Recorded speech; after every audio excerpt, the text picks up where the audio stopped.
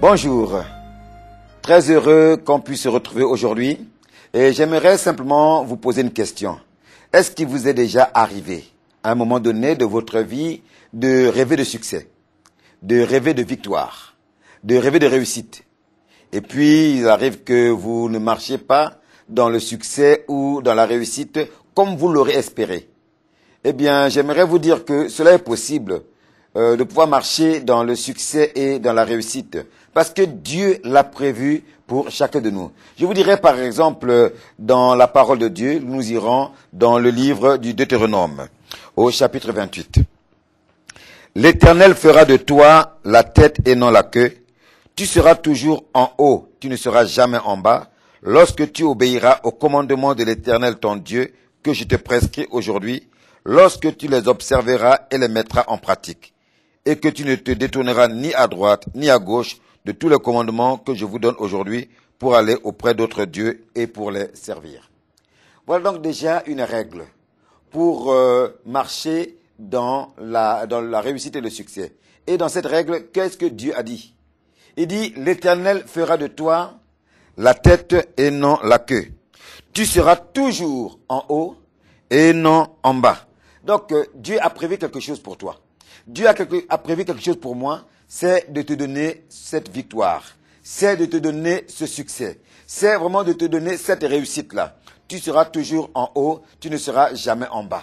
Tu seras la tête et tu ne seras pas la queue. Voilà donc ce que Dieu a prévu pour toi et moi. Alors pourquoi Dieu a dit cela? Parce qu'il a créé l'homme à son image. Rappelle-toi, lorsque Dieu a créé l'homme, il lui a dit quoi? Il a dit à l'homme, voici, tu dois dominer sur les oiseaux du ciel. Tu vas dominer sur tous les animaux de la terre. Tu vas dominer sur tout cela. Donc c'est l'objectif de Dieu pour toi et moi. Donc il est vraiment important que tu puisses te saisir de cela. Il est important que tu puisses intégrer cela. Mais où se trouve souvent la difficulté? La difficulté se trouve dans notre manière à nous d'appréhender les choses. La difficulté se trouve lorsque nous ne sommes pas tellement en phase avec le Seigneur. Et je vais te montrer pourquoi nous ne sommes pas en phase. C'est humain, c'est très simple, tu vas voir ça.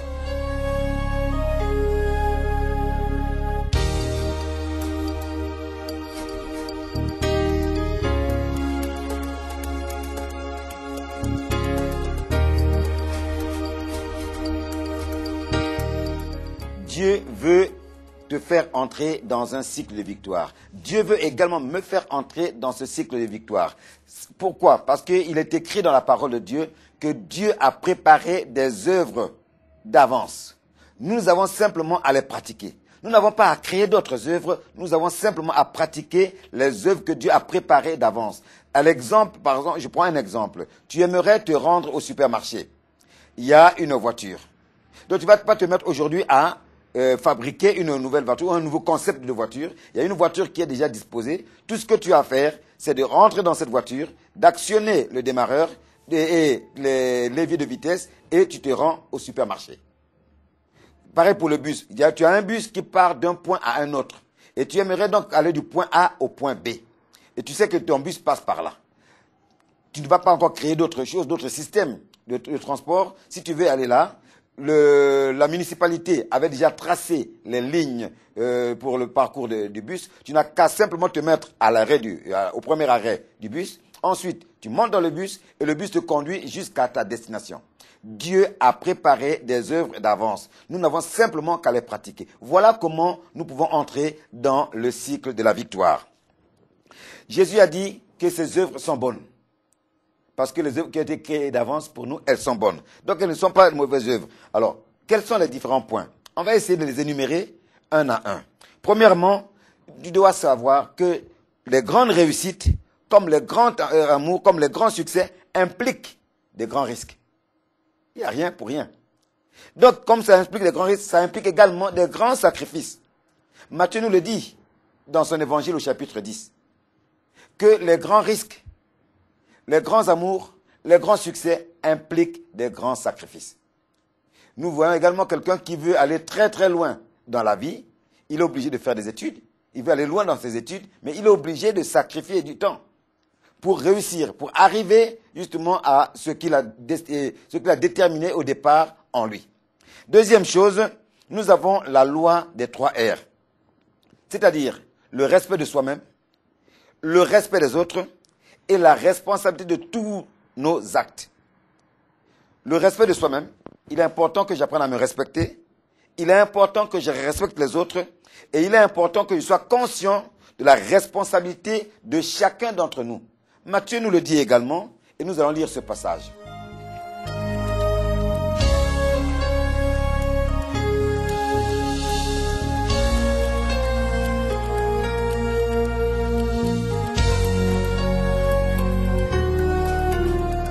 Car on vous jugera du jugement dont vous jugez, et l'on vous mesurera avec la mesure dont vous mesurez. Voilà donc ce que la parole de Dieu nous dit par rapport à la responsabilité de tous nos actes. Le 3e point, c'est que nous devons nous souvenir que ne pas toujours obtenir ce que nous voulons, parfois, est une grâce du Seigneur à notre égard. Car tout ce que Dieu nous accorde, c'est pour notre bien. Nous savons bien sûr ce qui nous est dit dans l'épître de Romains. Toute chose concourt au bien de ceux qui aiment Dieu. Donc, ne pas toujours recevoir tout ce qu'on a demandé de Dieu, c'est une bonne chose parfois pour nous. Autrement dit, Dieu ne veut pas d'enfants gâtés. Un enfant gâté, c'est un enfant qui aimerait recevoir tout ce qu'il demande de ses parents. Et je crois que c'est une bonne chose, c'est salutaire pour nous, que Dieu ne puisse pas toujours nous donner tout ce que nous lui demandons. La 4e chose, c'est que lorsque nous avons commis une erreur, parce que nul n'est parfait, il nous arrive de commettre des erreurs. Lorsque nous avons commis une erreur, il est important que nous prenions immédiatement les mesures pour corriger cette erreur-là. Ne pas dire, mais ce n'est pas grave, ne pas passer par-dessus comme ça, ne pas simplement attendre que l'autre vienne vers nous pour demander pardon, alors que c'est nous qui avons commis l'erreur. Il est important que nous puissions prendre les mesures nécessaires afin de corriger cette erreur. Cela nous est dit dans l'épître de Paul aux Éphésiens. Et une chose également qui est très importante. Avant donc que je ne passe à la chose qui est importante, c'est de vous dire ce que la Bible déclare dans l'épître aux Éphésiens au chapitre 4. Si vous vous mettez en colère, ne péchez point, que le soleil ne se couche pas sur votre colère et ne donnez pas accès au diable. Qu'il ne sorte de votre bouche aucune parole mauvaise, mais s'il y a lieu, quelques bonnes paroles qui servent à l'édification et communiquent une grâce à ceux qui l'entendent. Donc, il peut nous arriver de nous mettre en colère. Mais la Bible déclare que si nous nous mettons en colère, nous ne devons pas laisser le soleil se coucher sur notre colère. Pourquoi? Parce qu'à un moment donné, des sentiments de vengeance vont naître de la personne offensée. Et la Bible dit également que qu'il ne sort de notre bouche aucune parole mauvaise, mais s'il y a lieu, quelques bonnes paroles qui servent à l'édification et communiquent une grâce à ceux qui l'entendent. Je crois que c'est Paul qui nous le rappelle.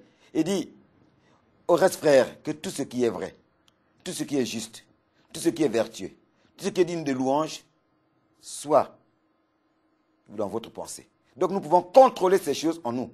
On ne peut pas dire que ça m'est arrivé comme ça. Donc s'il m'arrive de commettre une erreur, je prends la mesure nécessaire pour pouvoir corriger cette erreur-là.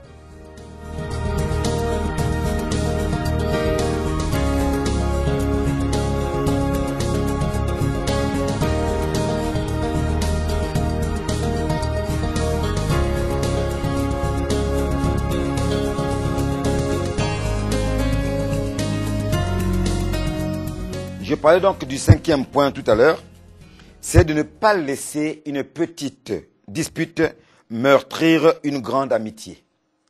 Parce que vous avez marché ensemble, vous avez fait beaucoup de choses ensemble, et vous vous êtes entendus sur différents points, vous avez construit beaucoup de choses ensemble. Il peut arriver qu'on se dispute, c'est humain. Donc ne jamais laisser une petite dispute meurtrir une grande amitié. Paul nous dit cela dans l'épître aux Romains au chapitre 12. Ne rendez à personne le mal pour le mal. Recherchez ce qui est bien devant tous les hommes. Et s'il est possible, autant que cela dépend de vous, soyez en paix avec tous les hommes. Ne vous vengez point vous-même, bien-aimés, mais laissez agir la colère. Car il est écrit, à moi la vengeance, à moi la rétribution, dit le Seigneur. Mais si ton ennemi a faim, donne-lui à manger. S'il a soif, donne-lui à boire. Car en agissant ainsi, tu amasseras des charbons ardents sur sa tête et ne te laisse pas vaincre par le mal, mais surmonte le mal par le bien. Voilà donc le chemin du succès, le chemin de la victoire, comment tu peux entrer dans le cycle de la victoire. Et ça, je crois que c'est très très fort ce que Paul dit là, parce qu'il dit, ne rends à personne le mal pour le mal. Ça veut dire que tu as été offensé quelque part. Et c'est presque, je dirais que, humainement parlant, le premier réflexe, c'est de rendre le mal que l'autre m'a fait. Mais Paul dit non. Ne rendez à personne le mal pour le mal. Recherchez ce qui est bien devant tous les hommes. Et s'il est possible, autant que cela dépend de vous, soyez en paix avec tous les hommes. Donc je reviens donc à la responsabilité. Je suis vraiment responsable de mes actes. Il faut que je me rende compte de cette responsabilité-là de mes actes. Autant que cela dépend de vous, soyez en paix avec tous les hommes. Ne vous vengez point vous-même, bien-aimés, mais laissez agir la colère, car il est écrit, à moi la vengeance, à moi la rétribution, dit le Seigneur. Mais si ton ennemi a faim, donne-lui à manger. S'il a soif, donne-lui à boire, car en agissant ainsi, tu amasseras des charbons ardents sur sa tête. Donc, vraiment, tu dois dépasser. Tu dois aller au-delà. Ton ennemi a faim, alors qu'il ne t'a rien demandé, tu donnes à manger. Tu sais qu'il a faim, tu sais qu'il a besoin. Eh bien, tu viens à son secours. Tu viens à son aide. Et là, ça va le laisser complètement pantois. Il dit, mais ce n'est pas possible. J'ai offensé cette personne, mais voilà ce que cette personne me donne en retour. C'est là la différence entre un enfant de Dieu et celui qui n'est pas un enfant de Dieu. Et verset 21 dit, ne te laisse pas vaincre par le mal, mais surmonte le mal par le bien. Et ça, c'est très important. Très souvent, nous nous laissons vaincre par le mal. Parce qu'on se dit quelque part, nous avons raison. C'est peut-être vrai. Mais nous devons agir différemment. Nous devons agir comme de véritables enfants de Dieu. Et c'est ainsi que notre Père appréciera.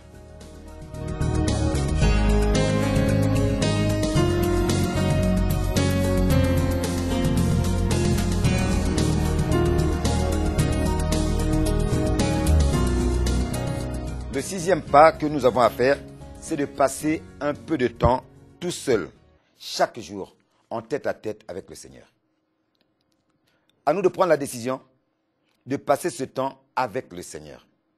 Tu ne veux pas dire non, mais tu règles ton planning, tu règles ton emploi du temps dans la journée, et de temps en temps, tu te mets à l'écart, tu te mets à part pour passer du temps. Ne pas faire comme beaucoup font. Je passe du temps avec le Seigneur parce que je vais débiter. Je vais dire au Seigneur, mais il est important de prendre du temps pour écouter ce que le Seigneur te dit. Parce que c'est un dialogue qui s'établit entre le Seigneur et toi. Donc tu dis, tu parles, et à un moment donné, écoute le Seigneur. Parce que Dieu veut aussi te parler. Écoute, essaie de te représenter toi-même. Si quelqu'un vient à toi et débite tout ce qu'il a envie de te débiter, et puis se lève et s'en va, quelle est ta réaction après cela? Et la prochaine fois que la personne reviendra, est-ce que tu auras vraiment du plaisir à l'écouter? Je ne pense pas. Et il est écrit dans la Bible que nous avons été créés à l'image de Dieu. Donc, si cette manière de faire, de procéder, nous met mal à l'aise, à plus forte raison Dieu. Donc, quand tu viens dans ton tête-à-tête avec le Seigneur, tu écoutes le Seigneur. D'abord, tu parles au Seigneur parce que tu as envie, comme on dit, de vider ton cœur. Tu vides ton cœur et il est important à un moment donné que tu écoutes aussi le Seigneur te parler. Dieu aussi a besoin de te parler. Dieu aussi a besoin de te guider. Dieu aussi a besoin de te conseiller. Dieu a besoin de t'encourager également. Il est ton Père. Il est notre Père. Le septième point, il est important que tu ouvres tes mains au changement. Mais surtout, ne laisse pas s'envoler tes valeurs. Chacun de nous a ses valeurs. Il est important que tu sois ouvert au changement. C'est très important. Regarde ce qui se passe autour de toi. Sois prêt peut-être à un peu changer de direction. Mais surtout, ne laisse pas s'envoler tes valeurs. Que personne ne vienne aliéner ce qui pour toi est très important. Sois quelqu'un qui accepte de vivre autre chose, de voir autre chose, de parler avec d'autres personnes, mais sois également quelqu'un qui puisse t'affirmer par rapport à tes valeurs. Et le huitième point, c'est que dans les désaccords que tu peux avoir avec ceux que tu aimes, je dis bien ceux que tu aimes, il peut arriver que tu aies des désaccords. Occupe-toi de la situation actuelle, mais ne réveille pas le passé. Parce que beaucoup aiment réveiller le passé. C'est ce qu'on appelle les gens qui ont du pardon congélateur. Je m'explique. Aujourd'hui, quelqu'un te fait du tort et vient te demander pardon. Tu dis, ok, j'accepte le pardon. Mais tu prends ça, tu mets quelque part dans ton congélateur. Quelque temps après, La personne vient te voir parce qu'il y a eu un différend entre vous. Et vient te demander pardon. Et qu'est-ce que tu dis? Oui, mais attends. Aujourd'hui, tu me demandes pardon. Tu te rappelles, il y a 3 mois en arrière, tu as fait telle chose. Il y a 6 mois en arrière, tu as fait ça, ça et ça. Non. S'il y a un point de désaccord, occupe-toi de la chose présente. Ne t'occupe pas de ce qui est passé. Le passé est passé. Le Seigneur fait la même chose avec nous. La Bible dit que lorsque nous lui confessons nos péchés, il est fidèle et juste pour nous les pardonner et nous purifier de toute iniquité.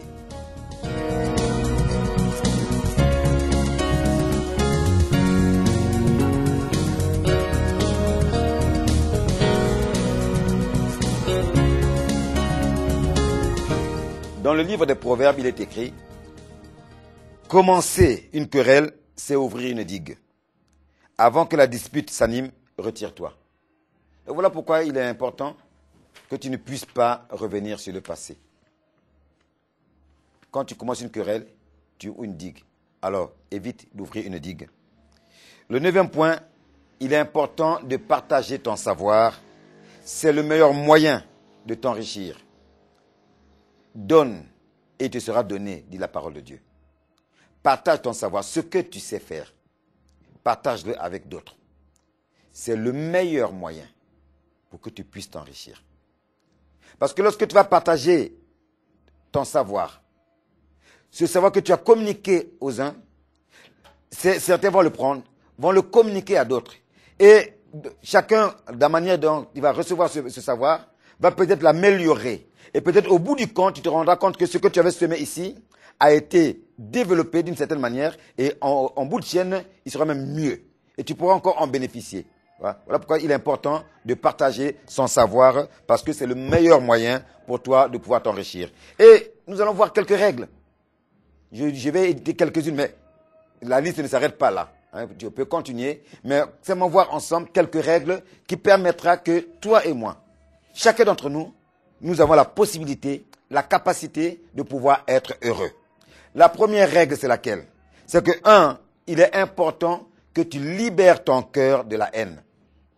Nous en avons parlé tout à l'heure en citant Romains, mais Jésus lui-même le dit plus fortement au travers de Matthieu. Il dit vraiment que, qu'est-ce qu'il faut faire en Matthieu? Nous allons le lire.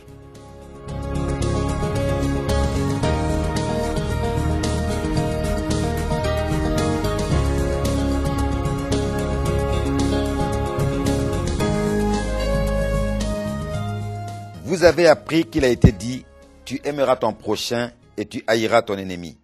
Mais moi je vous dis, aimez vos ennemis, bénissez ceux qui vous maudissent, faites du bien à ceux qui vous haïssent, et priez pour ceux qui vous maltraitent et qui vous persécutent, afin que vous soyez fils de votre Père qui est dans les cieux, car il fait lever son soleil sur les méchants et sur les bons, et il fait pleuvoir sur les justes et sur les injustes. Si vous aimez ceux qui vous aiment, quelle récompense méritez-vous? Les publicains n'agissent-ils pas de même? Et si vous saluez seulement ceux qui vous saluent, que faites-vous d'extraordinaire? Les païens n'agissent-ils pas de même? Donc, il est important de libérer ton cœur de la haine. Libère véritablement ton cœur de la haine. Ça, c'est le premier point. Le deuxième point, il est important de libérer ton cœur, ton esprit de toute inquiétude. Jésus nous l'a dit en Matthieu 6. Il dit, ne vous inquiétez de rien. Il dit, ce n'est pas parce que tu t'inquiètes que tu ajouteras une coudée à la durée de ta vie. Ne vous inquiétez de rien. Libère ton esprit de toute inquiétude. Ça veut dire qu'il faut que tu apprennes à te reposer sur Dieu. De la même manière que tu prennes le bus, le train ou un autre moyen de transport, ou par exemple un avion. Ah, je préfère un avion. Tu pars d'un pays à un autre ou d'une ville à une autre et tu es dans un avion. L'avion est dans l'air. Que tu t'inquiètes pas, qu'est-ce que ça va changer? Le pilote, c'est une chose, il a pris des passagers d'un point, il doit les amener d'un point A, il doit les amener à un point B. Tout ce que tu as à faire, c'est de faire confiance au pilote. Et le pilote t'amènera à bon port. Donc si tu commences à t'inquiéter, si tu commences à paniquer dans l'avion, si tu commences à t'agiter dans l'avion, qu'est-ce qui va se passer? Tu vas perturber tout le monde. De la même manière, tu dois libérer ton esprit de toute inquiétude. Ce n'est pas parce que tu vas t'inquiéter que tu vas trouver solution. Je crois même que là-dessus, Job a dit quelque chose. Qu'est-ce que Job a dit? Ce qui m'inquiète, c'est ce qui m'arrive. Donc quand tu vas commencer à t'inquiéter à quelque chose, mais le résultat des courses, tu vas avoir ça. Alors que tu voulais l'éviter, mais tu vas au contraire tomber dedans. Voilà pourquoi il est important que tu puisses libérer ton esprit de toute inquiétude. La troisième chose, le troisième point, apprends à vivre simplement. Vous savez, beaucoup de gens, quand ils veulent se gratter l'oreille droite, comment ils font? Nous avons 2 mains ou 2 bras. Donc la façon la plus simple de se gratter l'oreille droite, c'est de faire ça. Mais beaucoup préfèrent faire ça pour se gratter l'oreille droite. Mais apprenons à vivre simplement. Il y a des points où Dieu nous dit de vivre simplement.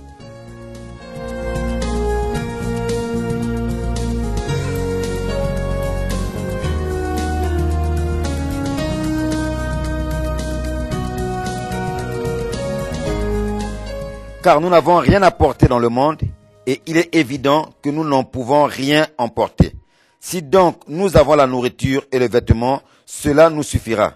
Mais ceux qui veulent s'enrichir tombent dans la tentation, dans le piège et dans beaucoup de désirs insensés pernicieux qui plongent les hommes dans la ruine et la perdition. Car l'amour de l'argent est une racine de tous les maux. Quelques-uns, en étant possédés, se sont égarés loin de la foi et se sont jetés eux-mêmes dans bien des tourments. L'auteur de l'Épître aux Hébreux nous dit ceci.